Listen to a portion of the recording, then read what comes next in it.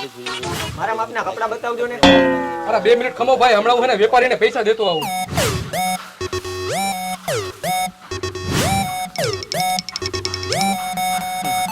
આ ક્યારે આવશે?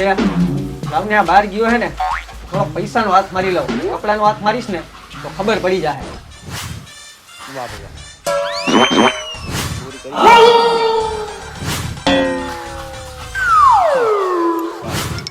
ભાઈ હિપોપ ટી-શર્ટ હે? ઈ મને ખબર નથી, દુકાનનો માલિક બહાર ગયો હે, થોડીક વાર રહીને આવજો. સારું હાલો ભાઈ, તો હું થોડીક વાર પછી રહીને આવું.